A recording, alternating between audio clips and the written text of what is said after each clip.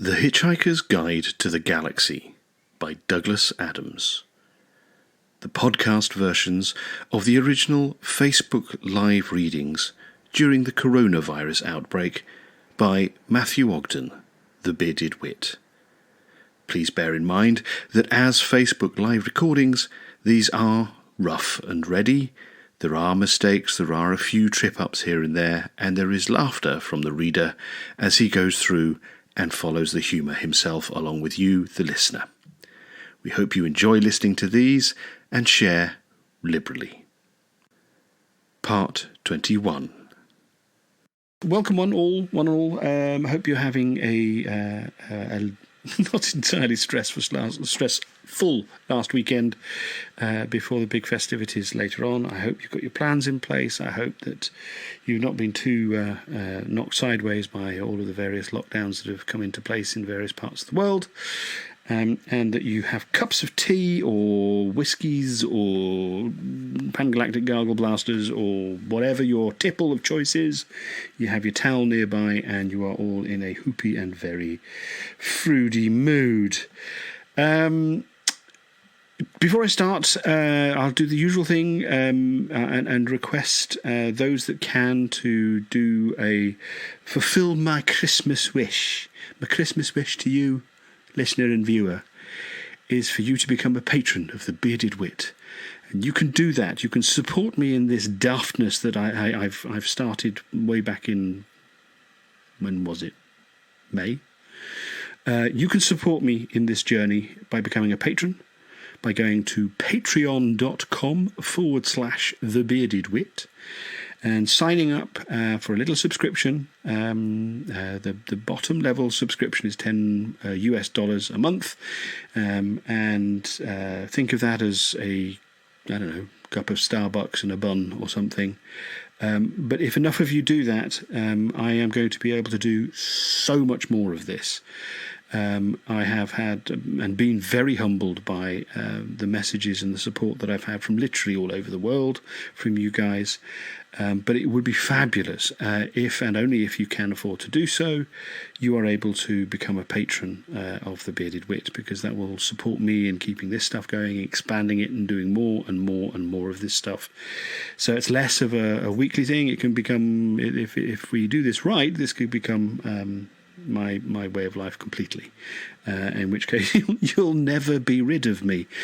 So be careful what you wish for. But that's my Christmas wish to you lovely people out there in the Bearded Wit land, in the galaxy, wherever you are, whichever spiral arm you're inhabiting. If you could become a patron by going to patreon.com/thebeardedwit, I would be insanely grateful. So please give it a thought. There's no pressure, he says, not staring into the camera. There's no pressure. No, there isn't.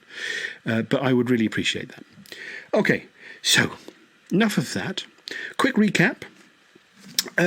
We got to a point at which, by the strange twists of fate that occur in a Douglas Adams universe, Fenny and Arthur have met. They have had what is quite possibly one of the most awkward and yet at the same time most perfect first dates ever as a consequence, and we pick up there. Arthur has dropped off Fenny at, I think it's Taunton railway station, and she has vanished, and he has got her number, and this is where we pick up. That night at home, as he was prancing round the house, pretending to be tripping through cornfields in slow motion and continually exploding with sudden laughter, Arthur thought he could even bear to listen to the album of bagpipe music he had won. It was 8 o'clock, and he decided he would force himself, to listen to the whole record before he phoned her. Maybe he should even leave it until tomorrow. That would be the cool thing to do. Or next week sometime. No games. He wanted her, and didn't care who knew it. He definitely and absolutely wanted her, adored her, longed for her, wanted to do more things than there were names for with her. He actually caught himself saying things like, "Yippee!" as he pranced ridiculously around the house. Her eyes, her hair, her voice, everything. He stopped. He would put on the record of bagpipe music. Then he would call her. Would he perhaps call her first? No. What he would do was this. He would put on the record of bagpipe music. He would listen to it, every last banshee wail of it. Then he would call her. That was the correct order. And that was what he would do. He was worried about touching things in case they blew up when he did so. He picked up the record. A record is a very old way of listening to music, kids. He picked up the record. It failed to blow up. He slipped it out of its cover. He opened the record player. A record player is an ancient system of using the records. That's the thing that makes the sound, kids. He turned on the amp. They both survived. He giggled foolishly as he lowered the stylus onto the disc. He sat and listened solemnly to A Scottish Soldier. He listened to Amazing Grace. He listened to something about some Glen or other. He thought about his miraculous lunchtime. They had just been on the point of leaving when they were distracted by an awful outbreak of yoo-hooing. The appallingly permed woman was waving to them across the room like some stupid bird with a broken wing. Everyone in the pub turned to them and seemed to be expecting some sort of response. They hadn't listened to the bit about how pleased and happy Angie was going to be about the £4.30 everyone had helped raise towards the cost of her kidney machine, had been vaguely aware that someone from the next table had won a box of cherry brandy liqueurs, and took a moment or two to cotton on to the fact that the yoo-hooing lady was trying to ask them if they had ticket number 37. Arthur discovered that he had. He glanced angrily at his watch. Fenchurch gave him a shove. "Go on," she said. "Go and get it. Don't be bad-tempered. Give them a nice speech about how pleased you are, and you can give me a call and tell me how it went. I'll want to hear the record. Go on." She flicked his arm and left. The regulars thought his acceptance speech a little over-effusive. It was, after all, merely an album of bagpipe music. Arthur thought about it and listened to the music and kept on breaking into laughter. Ring, ring, ring, ring. Ring, ring, ring, ring. Ring, ring, ring, ring. Hello? Yes? Yes, that's right, yes. You'll have to speak up. There's an awful lot of noise in here. What? No, I only do the bar in the evenings. It's Yvonne who does lunch. And Jim, he's the landlord. No, I wasn't on. What? You'll have to speak up. What? No, I don't know anything about no raffle. What? No, I don't know nothing about it. Oh, hold on, I'll call Jim. The barmaid put her hand over the receiver and called over the noisy bar. Here, Jim, bloke on the phone says something about he's won a raffle. He keeps on saying it's ticket 37 and he's won. No, there was a guy in the pub here won, shouted back the barman. He says, have we got the ticket? Well, how can he think he's won if he hasn't even got a bloody ticket? Jim says, how can you think you've won if you haven't even got the bloody ticket? What? She put her hand over the receiver again. Jim, he keeps effing and blinding at me. He says there's a number on the ticket. Of course there was a bloody number on the ticket. It was a bloody raffle ticket, wasn't it? He says he means it's a telephone number on the ticket. Put down the phone and serve the bloody customers, will you? 8 hours west sat a man alone on a beach, mourning an inexplicable loss. He could only think of his loss in little packets of grief at a time, because the whole thing was too great to be borne.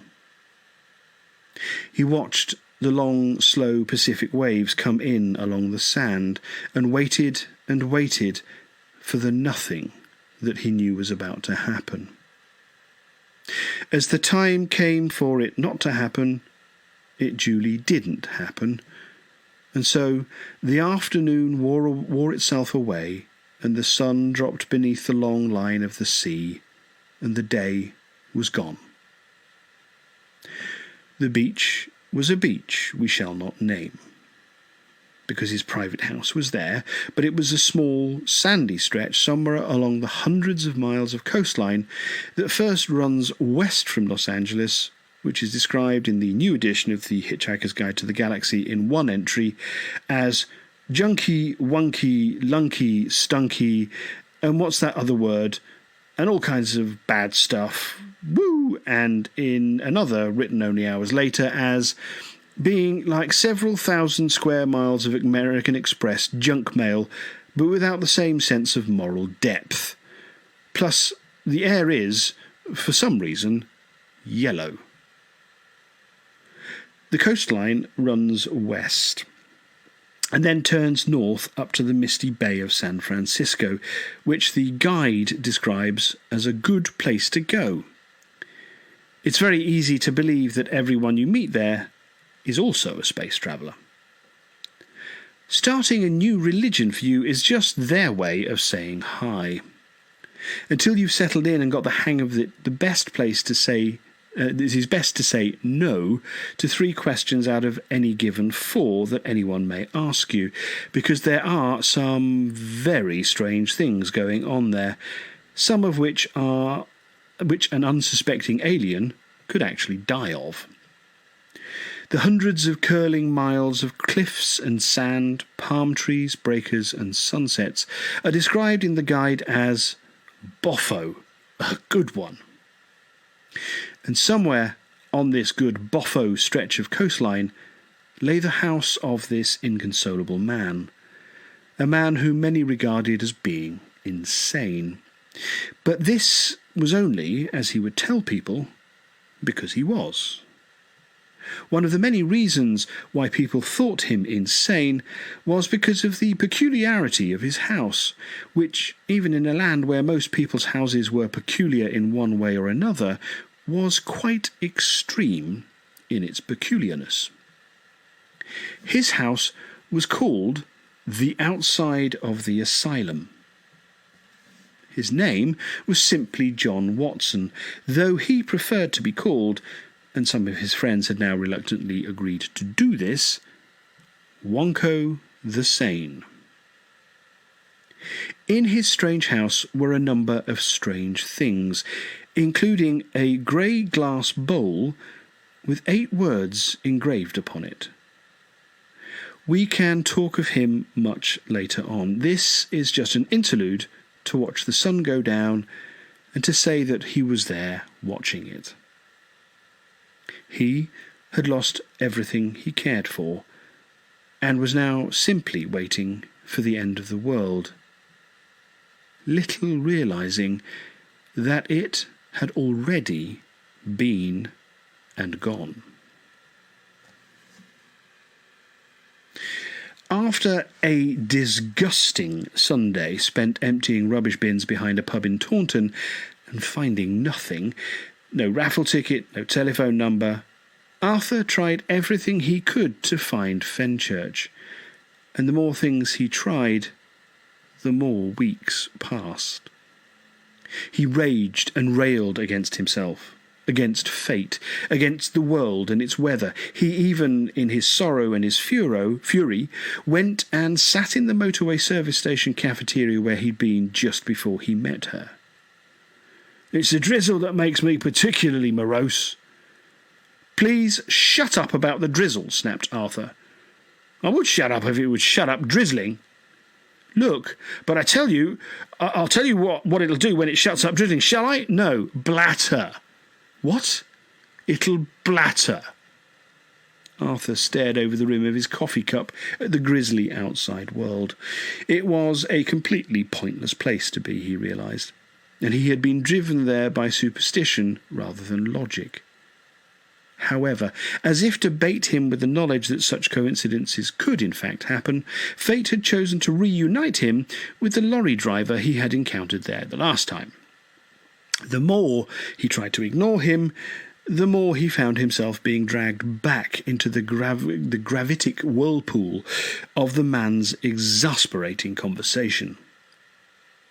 "I think," said Arthur vaguely, cursing himself for even bothering to say this, "I think that it's easing off." "Ha!"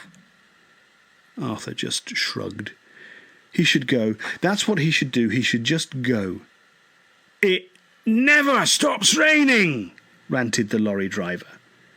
He thumped the table, spilt his tea, and actually, for a moment, appeared to be steaming. You can't just walk off without responding to a remark like that. "Of course it stops raining," said Arthur. It was hardly an elegant refutation, but it had to be said. "It rains all the time," raved the man, thumping the table again, in time to the words. Arthur shook his head. "Stupid to say it rains all the time," he said. The man's eyebrows shot up, affronted. "Stupid? Why is it stupid? Why is it stupid to say it rains all the time if it rains the whole time?" "It didn't rain yesterday." "Did in Darlington." Arthur paused warily. "You going to ask me where I was yesterday?" asked the man. "Eh?" "No," said Arthur. "But I expect you can guess." "Do you? Begins with a D." "Does it?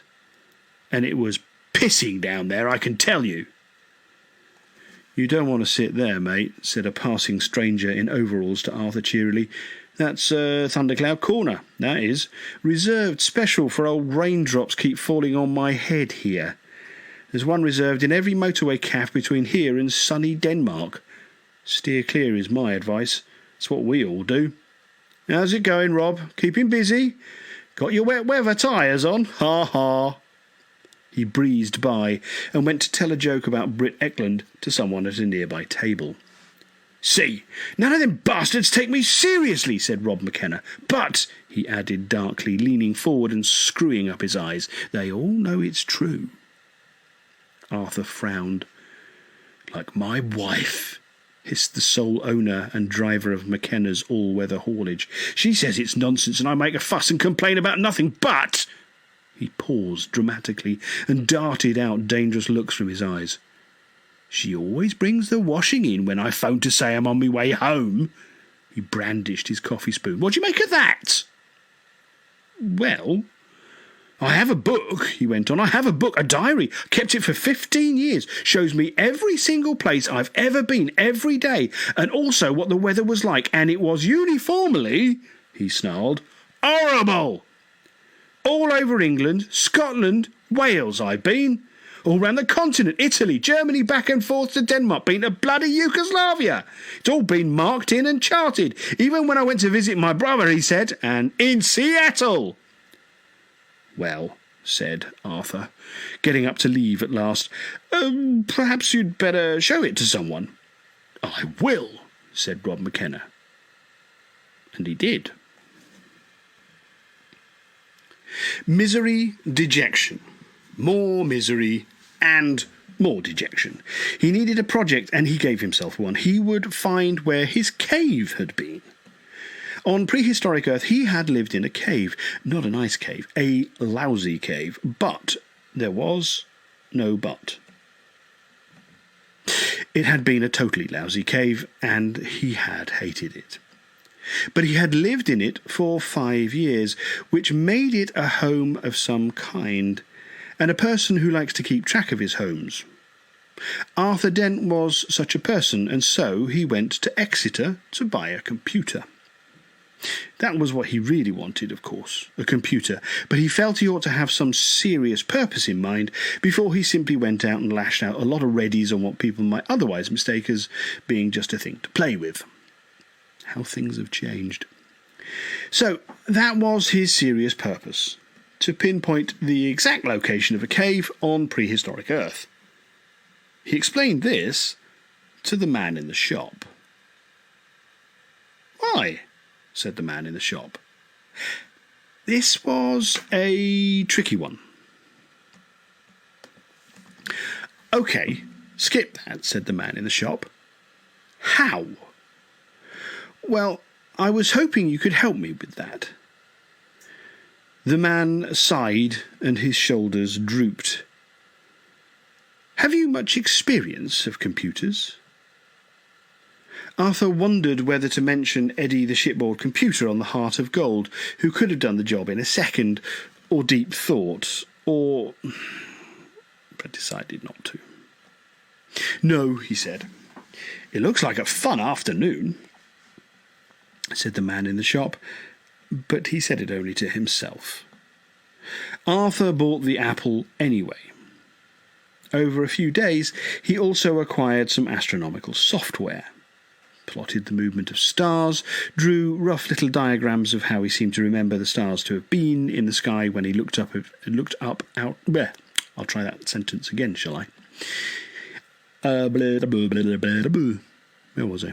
Sorry, I missed it. Okay. Arthur bought the apple anyway. Over a few days, he also acquired some astronomical software, plotted the movement of stars, drew rough little diagrams of how he seemed to remember the stars to have been in the sky when he looked up out of his cave at night, and worked away busily at it for weeks, cheerfully putting off the conclusion he knew he would inevitably have to come to, which was that the entire project was completely ludicrous. Rough drawings from memory were futile. He didn't even know how long it had been, beyond Ford Prefect's rough guess at the time, that it was a couple of million years. He simply didn't have the maths. Still, in the end, he worked out a method which would at least produce a result. He decided not to mind the fact that with the extraordinary jumble of rules of thumb, wild approximations and arcane guesswork he was using, he would be lucky enough to hit the right galaxy. He just went ahead and got a result. He would call it the right result. Who would know? As it happened, through the myriad and unfathomable chances of fate, he got it exactly right. Though, of course, he would never know that. He just went up to London and knocked on the appropriate door. "Oh, I thought you were going to phone me first." Arthur gaped in astonishment. "You can only come in for a few minutes," said Fenchurch. "I'm just about to go out." "No." Slurp of tea. I've got a little frog in my throat. Excuse me.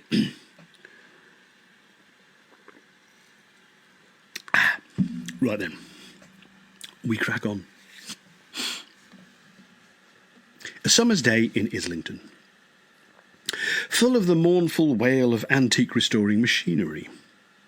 Fenchurch was unavoidably busy for the afternoon, so Arthur wandered in a blissed-out haze and looked at all the shops, which in Islington are quite a useful bunch, as anyone who regularly needs old woodworking tools, Boer War helmets, drag, office furniture, or fish will readily confirm. The sun beat down over the roof gardens. It beat on architects. It beat on plumbers. It beat on barristers and burglars. It beat on pizzas. It beat on estate agents' particulars. It beat on Arthur as he went into a restored furniture shop. "It's an interesting building," said the proprietor cheerfully. "There's a cellar with a secret passage which connects with a nearby pub. It was built for the Prince Regent, apparently, so he could make his escape when he needed to." "You mean in case anybody might catch him buying stripped pine furniture?" said Arthur.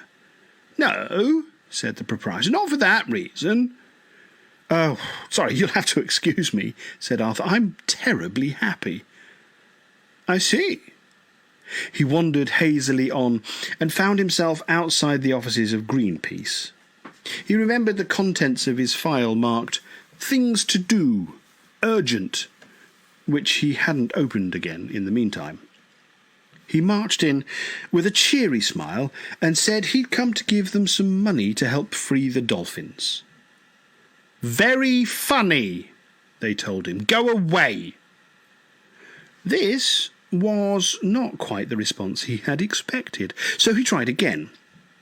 This time they got quite angry with him, so he just left some money anyway and went back out into the sunshine. Just after 6, he returned to Fenchurch's house in the alleyway, clutching a bottle of champagne. "Hold this," she said, shoved a stout rope in his hand, and disappeared inside through the large white wooden doors from which dangled a fat padlock off a black iron bar. The house was a small converted stable in a light industrial alleyway behind the derelict Royal Agricultural Hall of Islington. As well as its large stable doors, it also had a normal-looking front door of smartly glazed panel wood with a black dolphin door knocker. The one odd thing about this door was its doorstep, which was 9 feet high, since the door was set into the upper of the 2 floors and presumably had been originally used to haul hay in for hungry horses. An old pulley jutted out of the brickwork above the doorway, and it was over this that the rope Arthur was holding was slung. On the other end of this rope held a suspended cello. The door opened above his head. "OK," said Fenchurch, "pull on the rope, steady on the cello, pass it up to me." He pulled on the rope, and he steadied the cello. "I can't pull on the rope again," he said, "without letting go of the cello." Fenchurch leant down. "I'm steadying the cello," she said. "You pull on the rope." The cello eased up level with the doorway, swinging slightly, and Fenchurch manoeuvred it inside. "Come on up yourself," she called down. Arthur picked up his bag of goodies and went in through the stable doors, tingling. The bottom room, which he had seen briefly before, was pretty rough and full of junk. A large old cast-iron mangle stood there. A surprising number of kitchen sinks were piled in a corner. There was also, Arthur was momentarily alarmed to see, a pram. But it was very old and uncomplicatedly full of books. The floor was old stained concrete, excitingly cracked, and this was the measure of Arthur's mood as he started up the rickety wooden steps in the far corner. Even a cracked concrete floor seemed to him an almost unbearably sensual thing.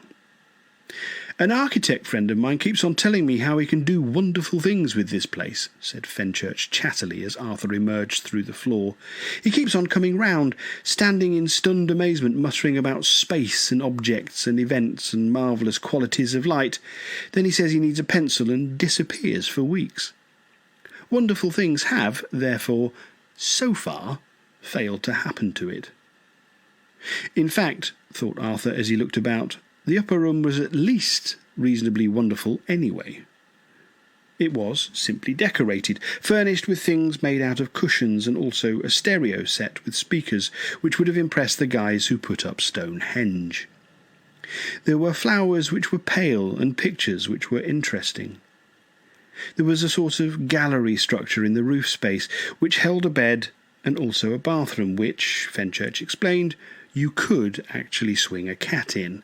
But, she added, only if it was a reasonably patient cat and didn't mind a few nasty cracks about the head. So, here you are. Yes. They looked at each other for a moment. The moment became a longer moment, and suddenly it was a very long moment. So long one could hardly tell where all the time was coming from.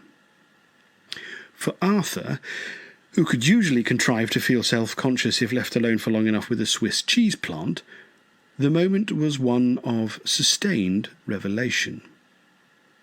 He felt on the sudden like a cramped and zoo-born animal who awakes one morning to find the door to his cage hanging quietly open and the savannah stretching grey and pink to the distant rising sun, while all around new sounds are waking. He wondered what the new sounds were as he gazed at her openly wondering face and her eyes that smiled with a shared surprise. He hadn't realised that life speaks with a voice to you, a voice that brings you answers to the questions you continually ask of it, had never consciously detected it or recognised its tones till now, said something it had never said something to him before, which was yes. Fenchurch dropped her eyes away at last with a tiny shake of her head. "I know," she said. "I shall have to remember," she added, "that you are the sort of person who cannot hold on to a simple piece of paper for 2 minutes without winning a raffle with it." She turned away. "Let's go for a walk," she said quickly. "Hyde Park. I'll change into something less suitable." She was dressed in a rather severe dark dress, not a particularly shapely one, and it didn't really suit her. "I wear it specially for my cello teacher," she said. "He's a nice old boy, but I sometimes think all that bowing gets him a bit excited. I'll be down in a moment." She ran lightly up the steps to the gallery above and called down, "Put the bottle in the fridge for later." He noticed, as he slipped the champagne bottle into the door, that it had an identical twin to sit next to. He walked over to the window and looked out. He turned and started to look at her records. From above, he heard the rustle of a dress fall to the ground. He talked to himself about the sort of person he was. He told himself very firmly that for this moment he at least would keep his eyes very firmly and steadfastly locked onto the spines of her records, read the titles, nod appreciatively, count the blasted things if he had to. He would keep his head down. This he completely, utterly, and abjectly failed to do. She was staring down at him with such intensity that she seemed to hardly notice that he was looking up at her. Then suddenly she shook her head, dropped the light sundress down over herself, and disappeared quickly into the bathroom. She emerged a moment later, all smiles, and with a sun hat, and came tripping down the steps with extraordinary lightness. It was a strange kind of dancing motion she had. She saw that he noticed it and put her head slightly on one side. "Like it?" she said. "You look gorgeous," he said simply, because she did. She said, as if he hadn't really answered her question. She closed the upstairs front door, which had stood open all this time, and looked around the little room to see that all was in a fit state to be left on its own for a while. Arthur's eyes followed hers around, and while he was looking in the other direction, she slipped something out of a drawer into the canvas bag she was carrying. Arthur looked back at her. "Ready?" "Did you know," she said with a slightly puzzled smile, "that there's something wrong with me?" Her directness caught Arthur unprepared. "Well," he said, I'd heard some sort of vague... Yeah. I wonder how much you do know about me," she said. "If you heard it from where I think you heard, then that's not it. Russell just sort of makes things up because he can't deal with what it really is." A pang of worry shot through Arthur. "Then what is it?" he said. "Can you tell me?" "Oh, don't worry," she said. "It's not bad at all. Just unusual. Very, very unusual." She touched his hand and then leant forward and kissed him briefly. "I shall be very interested to know," she said, "if you manage to work out what it is this evening." Arthur felt that if someone tapped him at that point, he would have chimed, like the deep, sustained, rolling chime his grey fishbowl made when he flicked it with his thumbnail.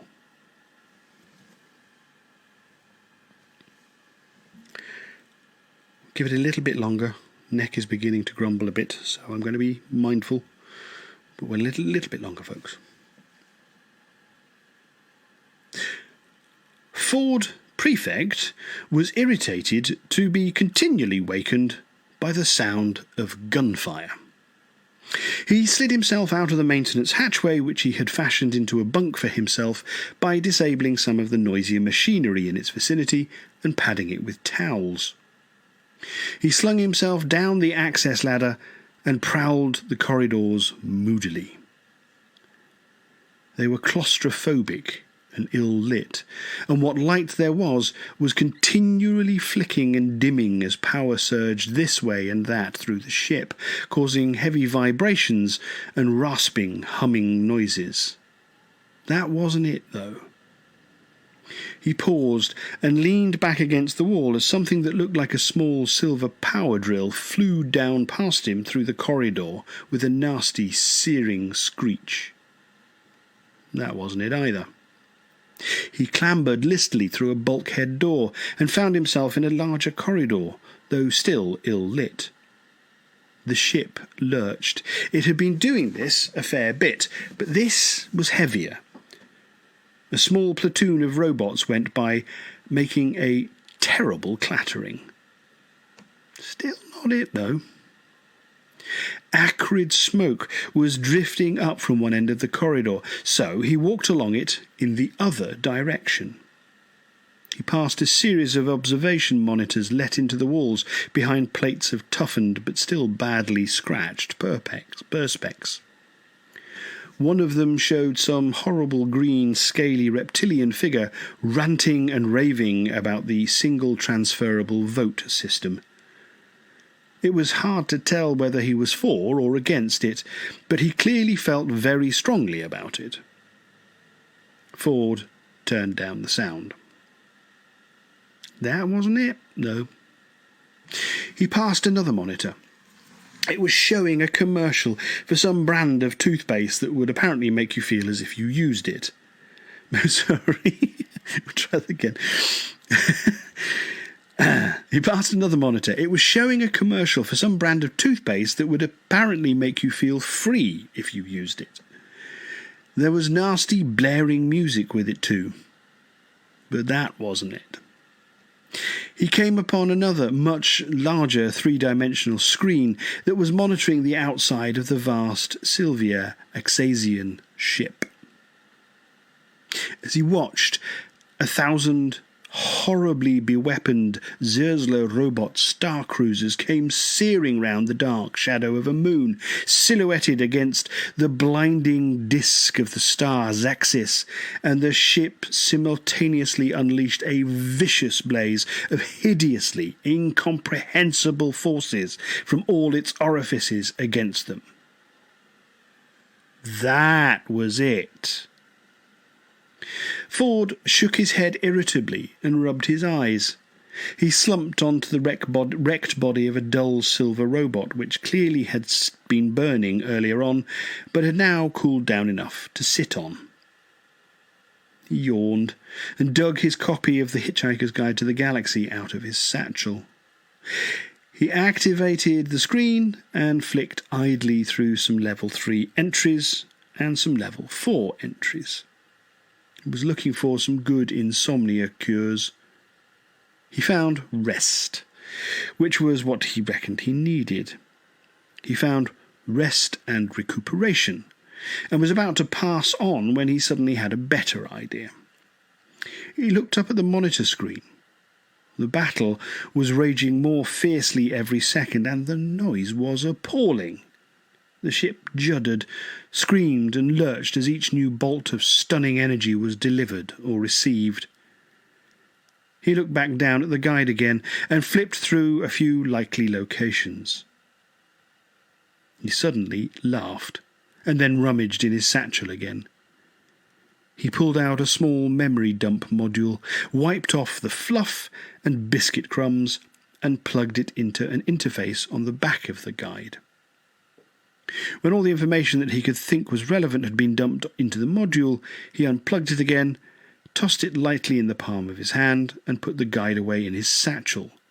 He smirked and went in search of the ship's computer databanks. The purpose of having the sun go low in the evenings in the summer, especially in parks, said the voice earnestly, is to make girls' breasts bob up and down more clearly to the eye. I am convinced that this is the case. Arthur and Fenchurch giggled about this to each other as they passed. She hugged him more tightly for a moment. I am certain, said the frizzy ginger-haired youth with the long, thin nose who was expostulating from his deck chair by the side of the Serpentine, that if one worked the argument through, one would find that it flowed with perfect naturalness and logic from everything. He insisted to his thin, dark-haired companion, who was slumped in the next-door deck chair, feeling dejected about his spots, that Darwin was going on about. This is certain, this is indisputable, and, he added, I love it. He turned sharply and squinted through his spectacles at Fenchurch. Arthur steered her away and could feel her still silently quaking. Next guess, she said, when she'd stopped giggling. Come on. All right, he said. Your elbow, your left elbow, there is something wrong with your left elbow. Wrong again, she said. Completely wrong. You are on completely the wrong track. The summer sun was sinking through the trees in the park, looking as if, let's not mince words, Hyde Park is stunning. Everything about it is stunning, except for the rubbish on Monday mornings. Even the ducks are stunning. Anyone who can go through Hyde Park on a summer's evening and not feel moved by it is probably going through in an ambulance with the sheet pulled over their face. It is a park in which people do more extraordinary things than they do elsewhere. Arthur and Fenchurch found a man in shorts practising the bagpipes to himself under a tree. The piper paused to chase off an American couple who had tried, timidly, to put some coins into the box his bagpipes came in. No, he shouted at them. Go away, I'm only practising. He started resolutely to re-inflate his bag, but even the noise this made could not disfigure their mood. Arthur put his arms around her and moved them slowly downwards. I don't think it can be your bottom, he said after a while. There doesn't seem to be anything wrong with that at all. Yes, she agreed, there is absolutely nothing wrong with my bottom.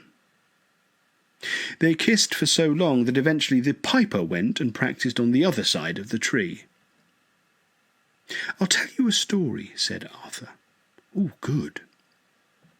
They found a patch of grass which was relatively free of couples actually lying on top of each other, and sat and watched the stunning ducks and the low sunlight rippling into the water which ran beneath the stunning ducks. A story, said Fenchurch, cuddling his arms to her, which will tell you something of the sort of things that happened to me. It's absolutely true. You know, sometimes people tell you stories that are supposed to be something that happened to their wife's cousin's best friend, but actually probably got made up somewhere along the line. Well, it's like one of those stories, except it actually happened. And I know it actually happened because the person it actually happened to was me. Like the raffle ticket, she said. Arthur laughed. Yes, I had a train to catch, he went on. I arrived at the station. Did I ever tell you, interrupted Fenchurch, what happened to my parents at a station? Yes, said Arthur, you did. Oh, just checking. Arthur glanced at his watch. I suppose we could think of getting back, he said. Tell me the story, said Fenchurch firmly. You arrived at the station. I was about 20 minutes early. I got the time of the train wrong. I suppose it is at least equally possible, he added after a moment's reflection, that British Rail had got the time of the train wrong. Hadn't occurred to me before. Get on with it, Fenchurch laughed. So, I bought a newspaper to do the crossword and went to the buffet to get a cup of coffee. You do the crossword? Yes. Which one? The Guardian, usually. I think it tries to be too cute. I prefer the Times. Did you solve it? What? The crossword in the Guardian. I haven't had a chance to look at it yet, said Arthur. I'm still trying to buy the coffee. All right, then. Buy the coffee. I'm buying it. I am also, said Arthur, buying some biscuits. What sort? Rich tea. Ooh, good choice. I like them. Laden with all these new possessions, I go and sit at a table. And don't ask me what the table was like, because this was some time ago and I can't remember. It was probably round. All right. So, let me give you the layout. Me, sitting at the table. On my left, the newspaper. On my right, the cup of coffee. In the middle of the table, the packet of biscuits. I see it perfectly. What you don't see, said Arthur, because I haven't mentioned him yet, is the guy sitting at the table already. He is sitting there opposite me. What's he like? Perfectly ordinary. Briefcase, business suit. He didn't look, said Arthur, as if he was about to do anything weird. Ah, I know the type. What did he do? He did this. He leaned across the table, picked up the packet of biscuits, tore it open, took one out, and what? Ate it! What? He ate it! Fenchurch looked at him in astonishment. What on earth did you do? Well, in the circumstances, I did what any red-blooded Englishman would do. I was compelled, said Arthur, to ignore it. What? Why? Well, it's not the sort of thing you're trained for, is it? I searched my soul and discovered that there was nothing anywhere in my upbringing, experience, or even primal instincts to tell me how to react to someone who has quite simply, calmly, sitting there right in front of me, stolen one of my biscuits. Well, you could, Fenchurch thought about it. I must say I'm not sure what I would have done either, though. So, what happened? I stared furiously at the crossword, said Arthur. Couldn't do a single clue. I took a sip of coffee. It was too hot to drink, so there was nothing for it. I braced myself. I took a biscuit, trying very hard not to notice, he added, that the packet was already mysteriously open. But you're fighting back, taking a tough line. After my fashion, yes. I ate the biscuit. I ate it very deliberately and visibly, so that he would have no doubt as to what I was doing. When I eat a biscuit, said Arthur, it stays eaten. So what did he do? Took another one, honestly, insisted Arthur. This is exactly what happened. He took another biscuit. He ate it, clear as daylight, certain as we are sitting on the ground. Fenchurch stirred uncomfortably for a moment. And the problem was, said Arthur, that having not said anything the first time, it was somehow even more difficult to broach the subject the second time around. I mean, what do you say? Excuse me, I couldn't help noticing, doesn't work. No, I ignored it with, if anything, even more vigour than previously. My man. Stared at the crossword again, still couldn't budge a bit of it, so, showing some of the spirit of Henry V did on St. Crispin's Day. What? I went into the breach again. I took, said Arthur, another biscuit, and for an instant our eyes met. Like this? Oh, well, no, not quite like that. But they met, just for an instant, and we both looked away.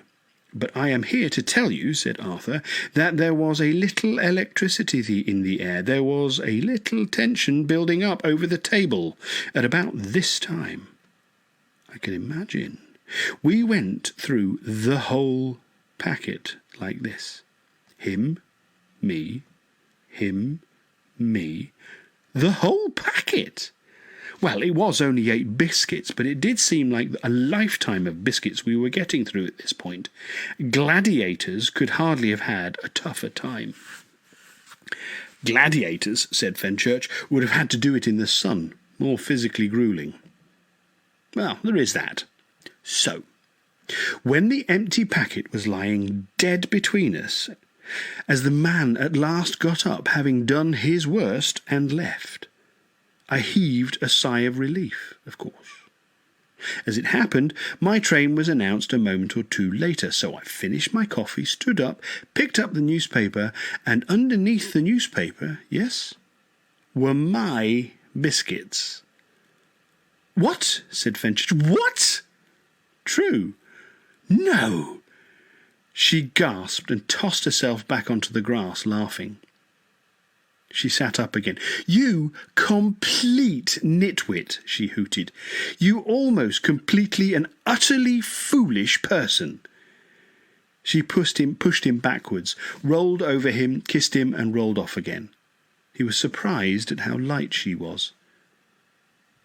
"Now you tell me a story." "I thought," she said, putting on a low, husky voice, "that you were very keen to get back." "No hurry," he said airily. "I want you to tell me a story." She looked out over the lake and pondered.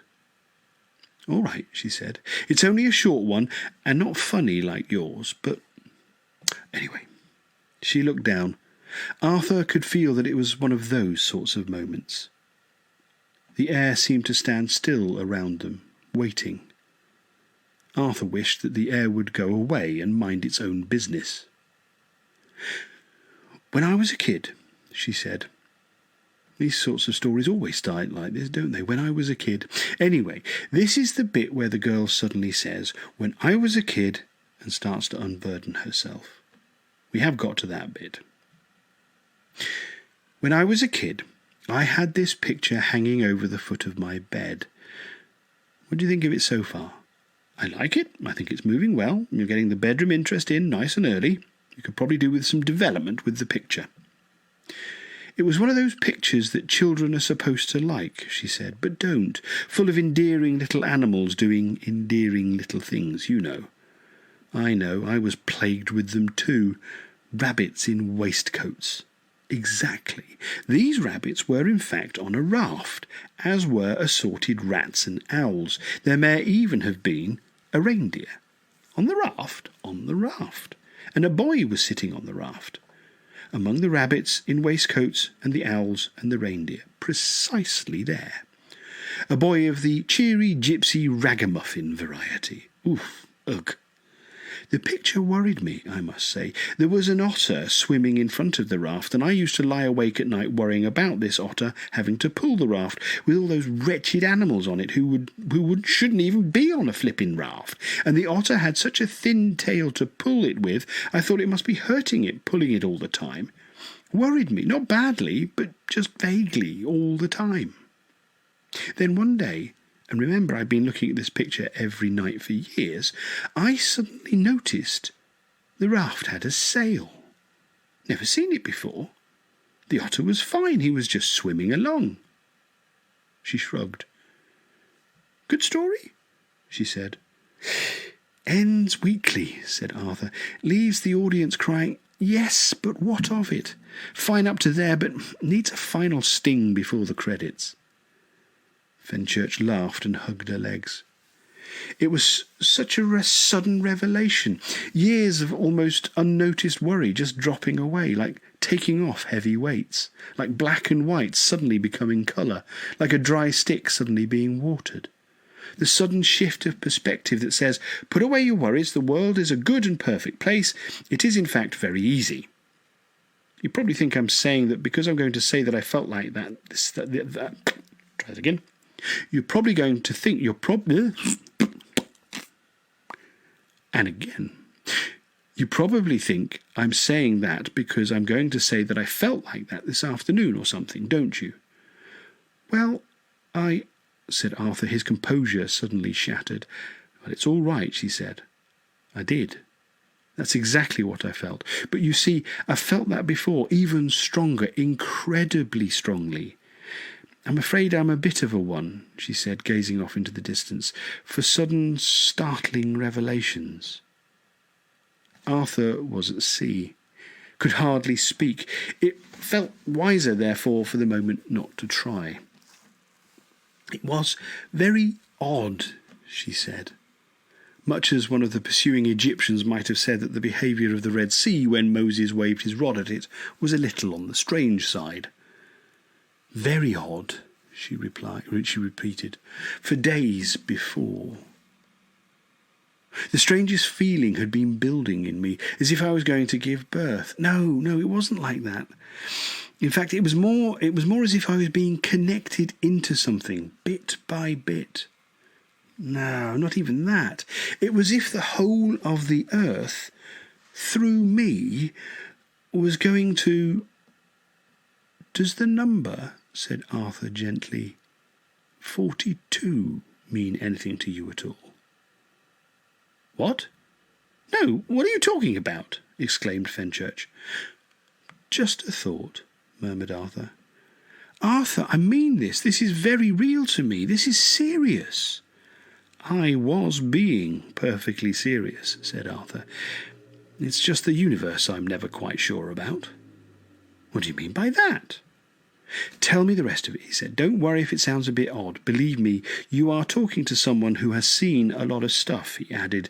That is odd. And I don't mean biscuits. She nodded and seemed to believe him. Suddenly she gripped his arm. It was so simple, she said, so wonderfully and extraordinarily simple when it came. What was it? Said Arthur quietly. Arthur, you see, that's what I no longer know, and the loss is unbearable. If I try to think back to it all, it goes flickery and jumpy, and if I try too hard, I get as far as the teacup, and then I just black out. What? Well, like your story, she said, the best bit happened in a cafe. I was sitting there having a cup of tea. This was after days of this build-up, the feeling of becoming connected up. I think I was buzzing gently. And then there was some work going on at a building site opposite the cafe, and I was watching it through the window, over the rim of my teacup, which I always find is the nicest way of watching other people working. And suddenly there it was in my mind, this message from somewhere, and it was so simple, it made sense of everything. I just sat up and thought, Oh, well, that's all right then. I was so startled I almost dropped my teacup. In fact, I think I did drop it. Yes, she added thoughtfully, I'm sure I did. How much sense am I making? It was fine up to the bit about the teacup. She shook her head and shook it again as if trying to clear it, which is, in fact, what she was trying to do. Well, that's it, she said. Fine up to the bit about the teacup. That was the point at which it seemed to me, quite literally, as if the world exploded. What? I know it sounds crazy, and everybody says it was hallucinations, but if that was hallucinations, then I have hallucinations in big screen 3D with 16-track Dolby stereo, and should probably hire myself out to people who are bored with shark movies. It was as if the ground was literally ripped from under my feet, and she patted the grass lightly, as if for reassurance, and then seemed to change her mind about what she was going to say. And I woke up in hospital. I suppose I've been in and out ever since, and that's why I have an instinctive nervousness, she said, of sudden startling revelations that everything's going to be all right. She looked up at him. Arthur had simply ceased to worry himself about the strange anomalies surrounding his return to his homeworld, or rather had consigned them to that part of his mind marked Things to think about. Urgent. Here is the world, he had told himself. Here, for whatever reason, is the world, and here it stays, with me on it. But now it seemed to go swimmy around him, as it had that night in the car when Fenchurch's brother had told him the silly stories of the CIA agent in the reservoir. The French embassy went swimmy. The trees went swimmy. The lake went swimmy, but this was perfectly natural and nothing to be alarmed by because the grey goose had just landed on it. The geese were having a great relaxed time and had no major answers that they wished to know the questions to. Anyway, said Fenchurch, suddenly and brightly and with a wide-eyed smile, there is something wrong with part of me, and you've got to find out what it is. We'll go home. Arthur shook his head. What's the matter? She said. Arthur had shaken his head, not to disagree with her suggestion, which he thought was actually truly excellent, one of the world's greatest suggestions, but because he was just for a moment trying to free himself of the recurring impression, But because he was just for a moment trying to free himself of the recurring impression he had that just when he was least expecting it, the universe would suddenly leap out from behind a door and go boo at him. I'm just trying to get this entirely clear in my mind, said Arthur. You say you felt as if the earth actually exploded. Yes, more than felt. Which is what everybody else says, he said hesitantly, is hallucinations. Yes, but Arthur, that's ridiculous. People think that if you just say hallucinations, it explains anything you want to explain, and eventually whatever it is you can't understand will just go away. It's just a word. It doesn't explain anything. It doesn't explain why the dolphins disappeared. No, said Arthur. No, he added thoughtfully. No, he added again, even more thought. What? He said at last. It doesn't explain the dolphins disappearing. No, said Arthur. I see that. Which dolphins do you mean? What do you mean, which dolphins? I'm talking about when all the dolphins disappeared. She put her hand on his knee, which made him realise that the tingling going up and down his spine was not her gently stroking his back, and must instead have been one of the nasty, creepy feelings he often gets when people were trying to explain things to him. The dolphins? Yes. All the dolphins, said Arthur, disappeared. Yes. The dolphin. You're saying the dolphins all disappeared? Is this, said Arthur, trying to be absolutely clear on this point, what you're saying? Arthur, where have you been, for heaven's sake? The dolphins all disappeared on the same day. She stared him intently in his startled eyes. What? No dolphins. All gone. Vanished. She searched his face. Did you really not know that? It was clear from his startled expression that he did not. Where did they go? He asked. No one knows. That's what vanished means. She paused. Well, there is one man who says he knows about it, but everyone says he lives in California, she said, and is mad. I was thinking of going to see him because it seems the only lead I've got on what happened to me. She shrugged and then looked at him long and quietly. She laid her hand on the side of his face. I would really like to know where you've been, she said. I think something terrible happened to you. And I think that's why we recognized each other. She glanced around the park, which was now being gathered into the clutches of dusk. Well, she said, now you've got someone you can tell. Arthur slowly let out a long year of a sigh. It is, he said, a very long story. Fenchurch leaned across him and drew over her canvas bag. "Is it anything to do with this?" she said.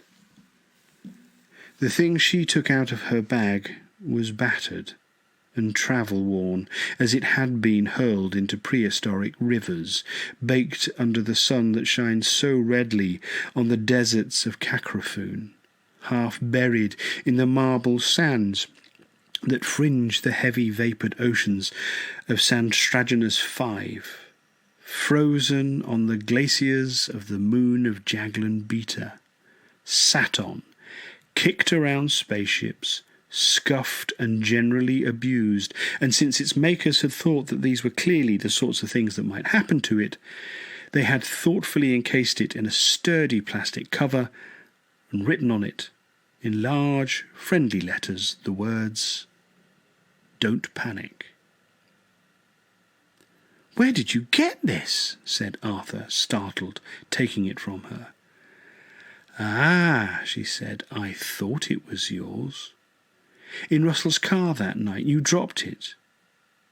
Have you been to many of these places?" Arthur drew the Hitchhiker's Guide to the Galaxy from its cover. It was like a small, thin, flexible laptop computer. He tapped some buttons till the screen flared with text. "A few," he said. "Can we go to them?" "What? No," said Arthur abruptly, and then relented, but relented warily. "Do you want to?" he said, hoping for the answer no. It was an act of great generosity on his part not to say, "You don't want to, do you?" which expects it. "Yes," she said. "I want to know what the message was that I lost, and where it came from. Because I don't think," she added, standing up, looking around the increasing gloom of the park, "that it came from here.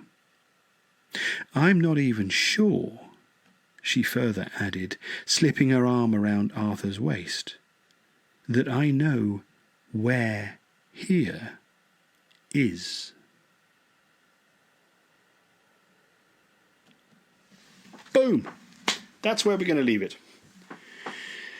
That is where we will leave it for this evening. Thank you all so much for sticking with us. I really appreciate you listening in and sharing this journey with me.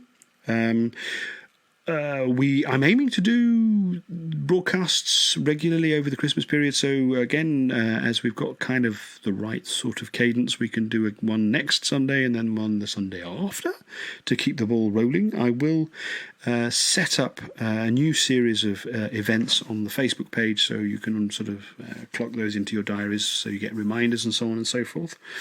Don't forget, if you're listening to this on the Bearded Wit, that on Monday the 21st, i.e. tomorrow, I will be doing a broadcast of A Christmas Carol. I've been doing a reading of that regularly for 3 years, I think it is, at a fantastic local coffee shop here in my hometown in Denmark, in Kolding.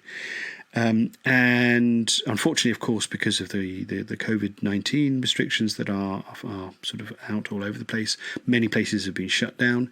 However, we had an event planned and had a lot of things going on, but it's not able to do the physical event, but we are going to do a live streamed version of it. And that will be occurring at 6 p.m. CET tomorrow.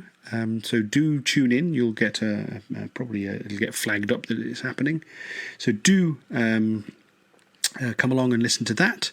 In the meantime, thank you very much for your attention. Don't hesitate to become a patron of this on patreon.com/thebeardedwit. Do send me messages. I love getting messages from you guys. I read them all. I appreciate them all. I reply to them all as soon as I can. But thank you so much for joining me again this evening. If you're going to join me tomorrow evening, I'll love to see you for A Christmas Carol. In the meantime, look after yourselves. Stay hoopy. and have an absolutely fantastic, if undoubtedly unusual, Christmas. Be good to yourselves, be good to the people around you, be good to the people in your universe, and I'll see you again very soon. Thanks a lot, everyone. Bye now.